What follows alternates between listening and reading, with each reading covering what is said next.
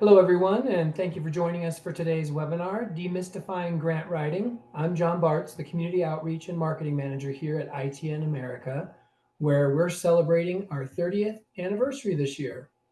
If you have any questions during today's presentation, please enter them in the Q&A section or the chat function below, and we will be answering those towards the end of today's presentation. With me today is our presenter, Katherine Freund, founder and CEO of ITNAmerica. Hi, Katherine. Welcome. Hi, everybody. Okay.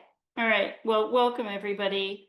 I'm really happy to be doing this presentation today because I think that many people think that grant writing is some mysterious, difficult black box that you just don't know what's in there or how to do it. And I think it's really very, very straightforward and very simple. There are people registered today who have experience writing grants, and there are people registered today for whom grant writing is a new enterprise. So I'm going to do a pretty general presentation. If I sound like I'm mansplaining at any point, please forgive me. I want to say that this presentation I put together, I offered to do this for John, and it is based entirely on my own personal experience of 30 years of grant writing. So it's not anything I put together by, looking at the research literature on how to write a grant or anything like that. I have taken one-day course in how to write a grant, and it was actually called an SBIR grant, which is a Small Business Innovation Research Grant. And I drove to New Hampshire for one day, and I took this course, and then I came back and started applying what I learned. It took me 10 efforts to land my first dollar. But I would estimate I've landed about 20 million so far. So it's really honestly not hard. So that's what we're going to talk about today. And I'm going to just go over two quick slides on ITNAmerica in general to give you a context. And I'm going to be real fast with that. I'm going to give you my phone number and my email at the end. If there's anything I talk about today that you have any questions at all, please feel free to call or email me. I'm really, really happy to help people because I think, when I first found out about grants, I thought, if I write an essay and say what I think I want to do, they're going to give me money. I mean, I just couldn't believe that, but that's what it is. The foundations give you money, and of course you have to do good work and you have to deliver, or they don't ever give you any more. But if you do your work well, they're there to share their resources to accomplish good. And as a nonprofit, you're there to accomplish good. So it's a partnership. Okay, enough intro. ITNAmerica is the first and still the only national nonprofit transportation network for older adults and for people with mobility challenges. We do not ourselves directly deliver transportation, although we started out that way in Greater Portland, Maine. But now we have a number of different programs that support communities all over the country in nonprofit transportation, where we build technology, we work on public policy, which is extremely important. Policy guides the future, so big believer in that. We have a large training department, and we have, you might not consider this education, but we have the largest database in the country of all transportation alternatives for older adults and people with challenges. It's called Rides Insight. You can find that on the internet. And we do a lot of research. We're very data-driven, and data really helps you solve problems if you know how to look at it and know how to analyze it. And it really helps you in grant writing and evaluation.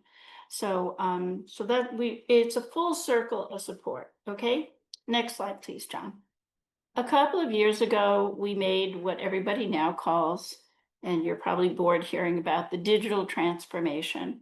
So, our national office is very small, but we have people all over the country, and everybody's connected through technology. And we've sort of metaphorically divided them into four different pillars.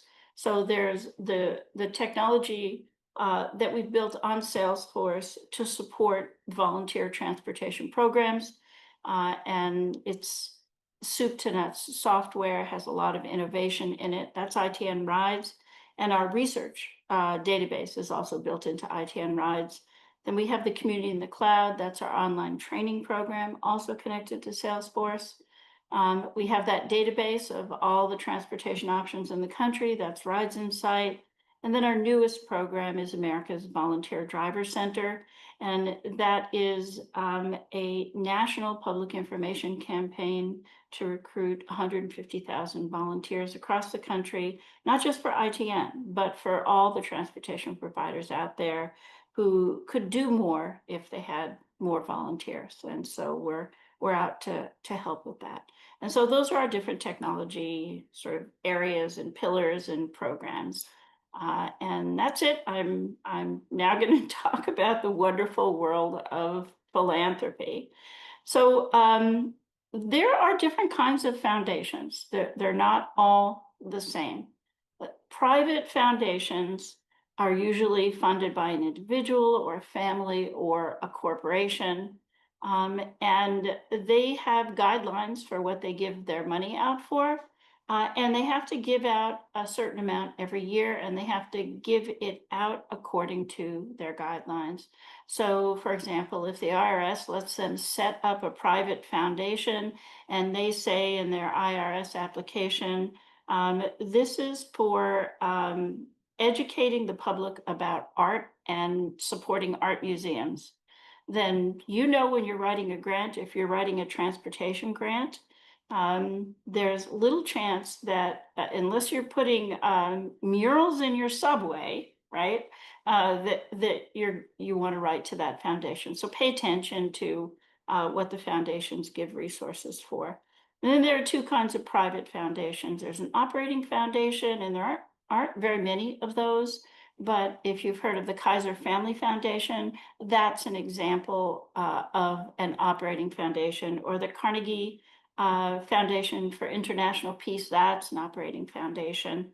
And then there are non-operating foundations, and what they basically do is give money away. Okay, so those are probably the guys you want to be paying attention to.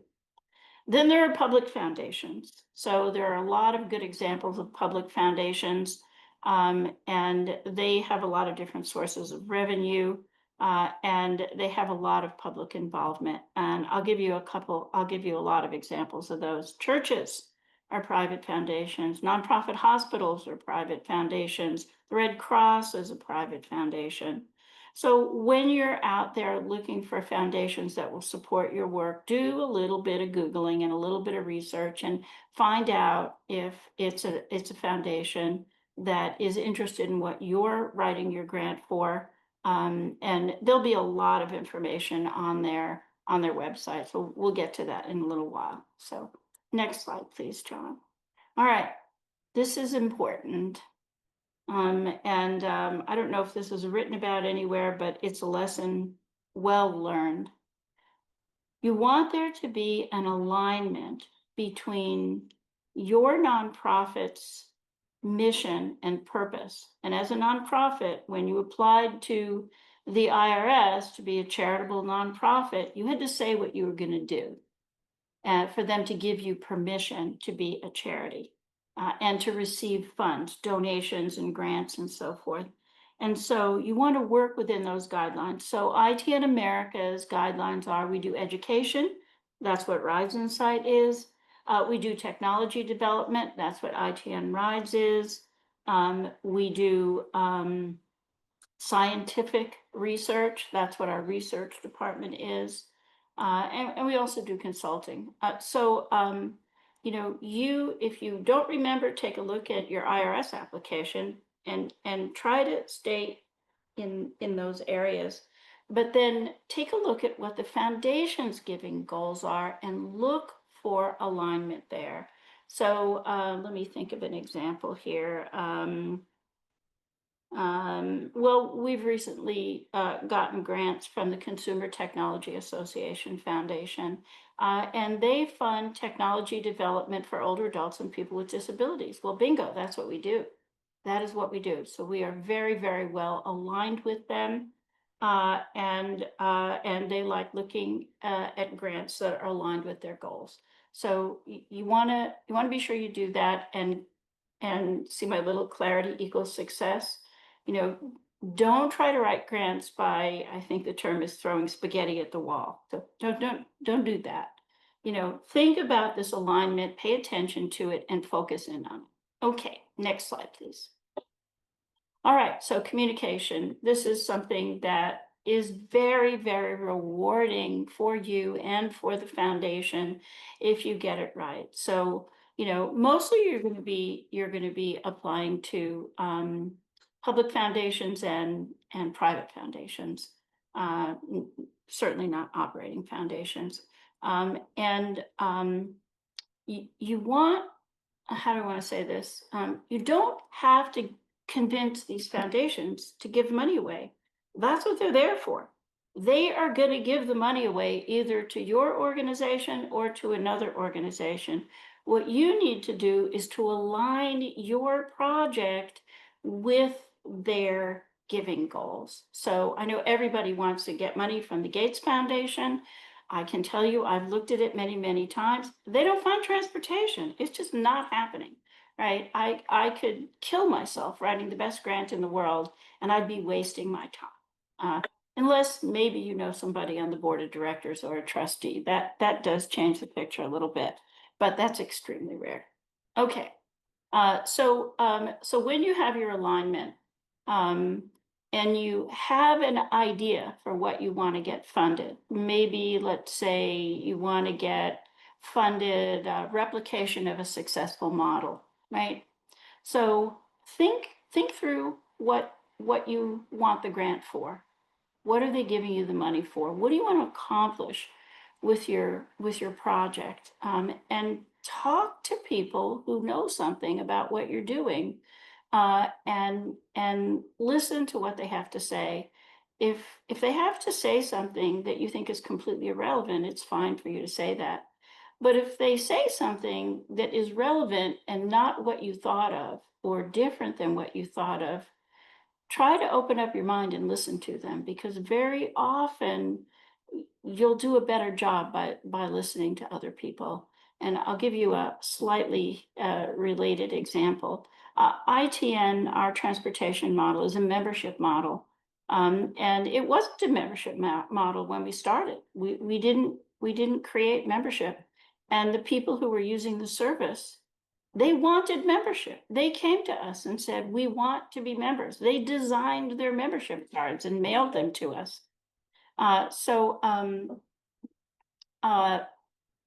Sorry, somebody just distracted me. So pay attention to what other people are saying. And then once you think you have your idea pretty clear, a lot of foundations are very open to your talking to them about what your idea is. And if you look at their website will tell you if they want to take a call about your project. And it's very different for different foundations. There's no right or wrong here. It's how that foundation wants to do business and wants to operate. And large ones, there are large ones that'll take a call. There are small ones that won't take a call. So I can't generalize here, except I can generalize to say, look them up on the internet. Everybody's got a website now. And if it doesn't say, then there's an email, send an email, or make a phone call and say, do you take calls and listen to ideas? But do what they want you to do. That'll really help you. Some foundations want what's called a letter of intent, and those are generally submitted through the website. And most of the time, they have instructions on what they want you to put in the letter of intent. And they have a format. It may even be electronic, or it may be It's called a letter of intent, but it may really be a form that you fill out on the internet. And just pay attention. Just do what they ask you to do. So grant submission times, they're all different, but they generally fall into three categories. There's called rolling admissions, which they take an application anytime. And that's pretty common.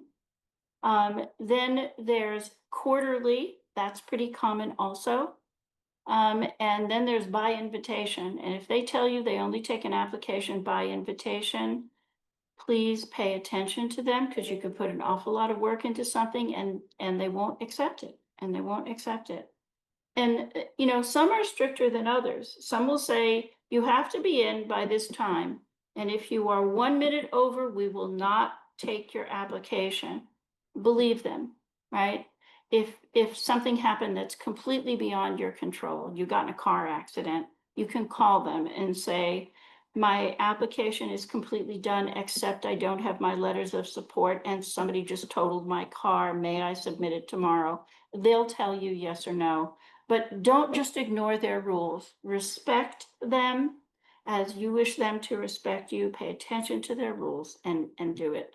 And, like being waited, like waiting to be asked to dance. I don't think the guys on this call will know this, or maybe the women who are not as old as I am and who didn't go to dances, but you put on your best outfit and you do your hair and then you stand there and wait to be asked to dance. And that's what waiting for the invitation is. You can act attractive. You can, I don't know, sometimes see someone at a national conference who's part of that foundation and sidle up to them and say, hey, here's who I am, and chat. There are ways to get invited. I'm sure you're all smart people and you can figure this out. But if you have to be invited, by God, you have to be invited, and that's all there is to it. Next slide, please. So writing well. There's no substitute for this. And I'm an unreformed English major. And as John would tell you if he wanted to say something, I'm pretty obnoxious about this stuff. But I really believe in clear writing. I think a line of prose is as important as a line of poetry, and it's as important as a line of software code. When there's a bug in your code, you get an error message and it doesn't work. Well, think of your brain as if you've got a sentence with a grammatical problem in it, that's like a bug in your software, and your understanding, your reader's understanding is going to be interrupted. So it's very, very important to write clearly. Here are a couple of tips for you, but I think John's going to put into the chat a link to a book called The Elements of Style, which is, it's very old. I think the original was written in 1917, but it's really, really helpful. The best line in that book is use fewer words. That's my favorite line. So here's a couple of quick tips for you. Voice. When you write, some people like to write in the first person. John likes to write in the first person. I like to write in the third person. It's a little more formal. So the first person is I, you, and the third person, when I write a grant, I say, not we, I say ITNAmerica. And when I want to refer to people on the team, I don't refer to them by name. I say the manager of this program, or the researchers, or the team, and I keep it in the third person. There is not a right or wrong to this, okay? It's a personal choice. The right or wrong has to do with being consistent. If you're going to write in the first person, stay in the first person. If you're going to write in the third person, stay in the third person. Generally speaking, there are exceptions, but don't worry about the exceptions. If you stay in one voice, you're safe. And this is very important, because when you change voice, it's confusing to your reader, and you don't want to confuse your reader. You want to communicate with your reader. I think in images, and I think of words as little hands that are holding up the meaning. Okay, the purpose of the words is not to impress anybody, and not to make you look smart. The purpose of the words is to get your grant through and to hold up the meaning of the ideas you're trying to convey and the grant you're trying to secure. With verbs, use the simplest verb possible. I like the present tense. Stay away from the subjunctive, stay away from the conditional, stay away from the present progressive. Present progressive is any word that ends in ing. So it's not I'm walking to the store, it's I walk to the store. And this book that we're giving you the link to, this will explain all this far better than I am. This is just a real simplified version. Pay a lot of attention to spelling and punctuation. It matters. Sloppiness matters. If somebody applies to ITNAmerica for a job and they've got a grammatical error in their cover letter, I won't even look at their resume, right? It matters. It just matters. So be careful. And use fewer words, my favorite sentence. I'll tell you my favorite, remember answering machines where people would leave these long stories and they'd get their whole family on there on the answering machine, or they get their dog. And you'd have to listen to this whole long thing before you got to leave your message.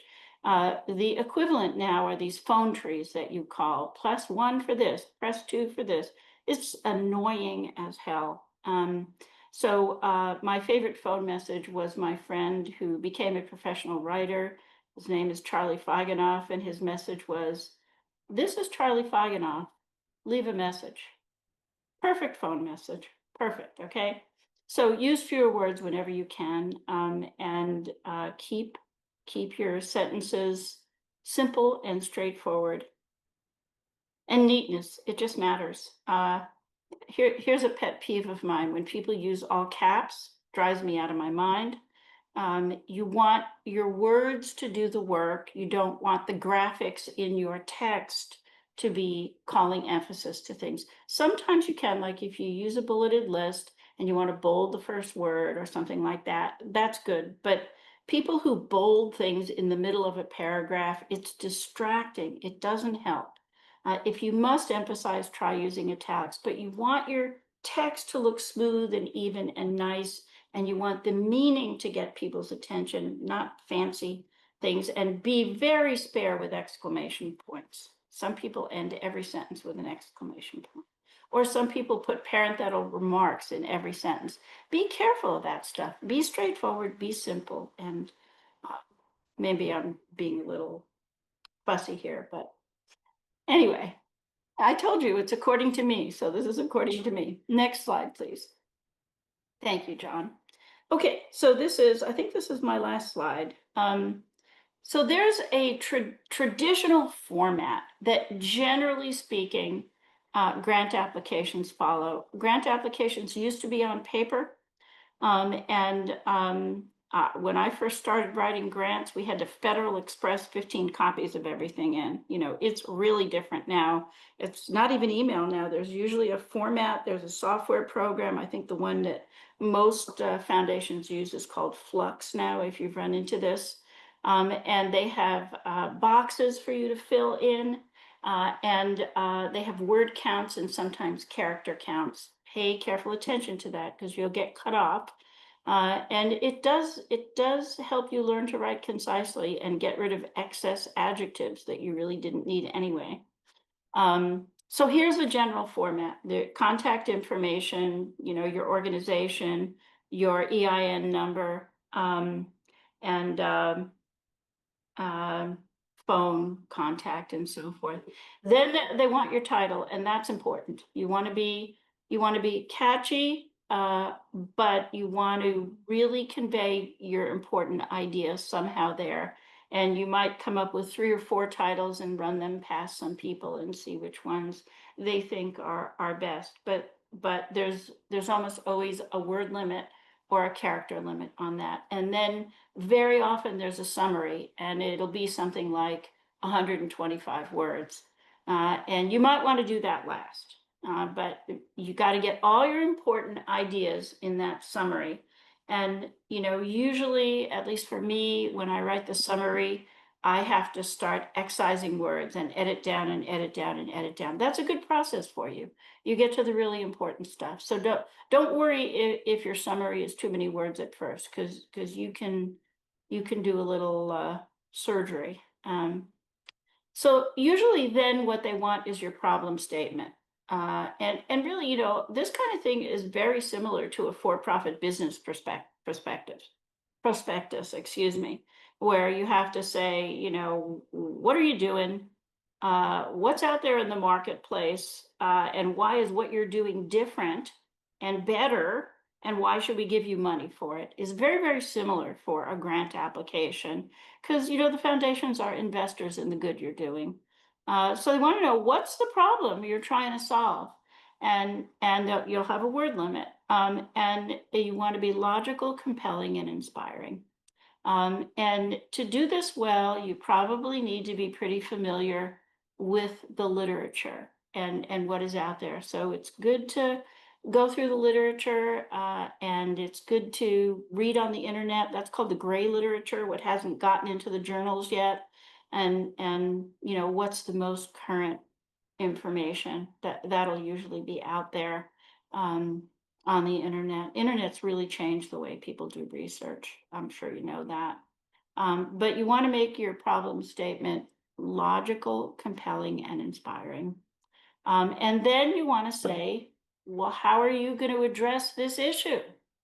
And you want to say why it's important, why it's different than what others are doing, and why it's going to solve the problem you're trying to solve. After that, you want to say how much time you think you need for this grant. Now, you want to do a little research with the foundation first and look and see. I mean, if you put together a wonderful 2-year plan and this foundation only funds 1 year, which is typical, then you are going to have to change your whole application. So learn these things in advance. What are they funding? And many foundations will have what are the things they funded in the past, and that'll give you an idea of what they're interested in, and it'll also give you an idea of the size of the grants that they're willing to give. Um, you want a timeline and a work plan. So say your grant is going to take 1 year. What are you going to do month 1, month 2, month 3, month 4, month 5, month 6, right? And so they understand that what you're going to do and how you're going to do it. When your grant gets funded, you don't have to figure it out. You got funded to do this amount of work in this time frame on this schedule, right? And to spend this amount of money. Um, the next thing after that is evaluation, and people who are new at writing grants often miss this piece. But increasingly over the years, this evaluation piece is more and more and more important. If you haven't designed evaluation before, you might bring in a consultant or just someone who will help you pro bono think about it, or read on the internet. But evaluation is important because it's how you measure what you said you would accomplish and report back to your funder. If you ever want that funder to fund you again, or if you want to have a good reputation for the work you deliver, you want to have data on what you accomplished. And very often, a funder will ask you in advance. If you're writing a grant to deliver transportation, they will say, how many rides do you think you're going to deliver? And in your evaluation, you have to count those rides, and you have to say how you're going to count those rides. Anything you can count like that is called quantitative data. You can measure it, you can quantify it. Then there are qualitative measures. So you might want to say, I'm going to have focus groups, and I'm going to invite the people who got the rides. And I'm going to develop a question script, and I'm going to ask them questions about what they think about the rides that they did. And so that's a qualitative measure. And then at the end, you're going to write a report and say, here are my quantitative measures. Here's how I measured them. And here are my qualitative measures. And here how I measured. And this is what I learned. And these are the rides that I delivered. And this is what I think we should do next. This is what's going to be my next project after this. So you can see that a funder looking at that is going to understand what they paid for and whether or not you were successful and whether or not they would be interested in seeing another grant application from you. After evaluation, you're going to say who are the staff members who are going to do this work and how much of their time is going to be spent, and that'll be put together in your budget. Some staff members may be paid more than other staff members. You need less of their time, but their hourly rate is higher. So the staff is going to sync with the budget. And finally, many foundations want to know, how are you going to disseminate the results of what you've learned? Are you going to present it at a conference? Are you going to write a journal article? Are you going to develop a pamphlet and hand it out? Are you going to put new module for learning on your website so that people can, you can share in what you learned in this project? So that's it. Those are the general categories and what you need to do. And I think I did that in half an hour, John. I think we're up to questions. Yeah. So if you've put any questions in the chat, I can take them. John's going to read them to me, I think. And Yeah, that was great, Katherine. Thank you. And if anybody has any questions, go ahead and put them in the chat function there at the bottom. I know, Katherine, a lot of people are probably wondering your thoughts on what the role is of AI in grant writing. Can you give us your thoughts on that, please? sure. Yeah. A lot of people are relying on AI now. And I think there's a place for it, especially if you're trying to convey something complicated and you're struggling with it, and you put it into AI and ask it to restate it simply. That's a really good use of it. To dump all your ideas into AI and ask it to write a grant for you, I really don't recommend it. And actually, the reason is, for your sake, you really want to know how to use your brain. You want to do this yourself, and use AI. And again, this is my opinion, but use AI as an editor, as an improver. Don't use it, in my opinion, as a thinker, because you're just not going to learn that way. And you're going to be dependent on it, and it's important. Things like calculating things or looking up things for you, AI is good for that. But I would say write your grants yourself. I don't believe there's any other questions in the chat, so we can go ahead and hand out your information here and wrap it up for everyone. Did you put Elements of Style link in the chat? I put that in yep, absolutely. Oh, here's somebody who entered something. I don't have a question, but a tip for others. When filling in grant information on a foundation's website, you should be able to export the questions to a Word or Google Doc, fill in the grant information in your person. This is a really good tip. Thank you, Kareem. You copy, like if they have online questions and boxes that say, 500 word limit, create a Word document that says what the question is and the word limit in a box, and do it for the entire online application. And then when you have everything right, then go online and enter it online. I do that every single time, and I should have said that here. So that's a really good tip for everybody. Okay. All right, then, everybody. Thank you. Thank you so much for joining. I sincerely hope that this was helpful for you. That's my phone number. That's my email. I'm totally serious. Call me if you want me to look at something for you, or email me. I'm really happy to help. God knows lots of people have helped me over the 30 years. And so I do believe what goes around comes around, and I'm happy to be helpful if I can. And that's it for me. Thank you so much for your time today presenting this. This was wonderful, and we will get this recording up on YouTube, and I will send this out to everybody. Give me a day or so to get that up, and we will get that out, and we will ask for feedback as well, too. So great idea with that as well, Katherine. So thank you, everybody, for joining us, and have a great day. Thank you. Bye-bye.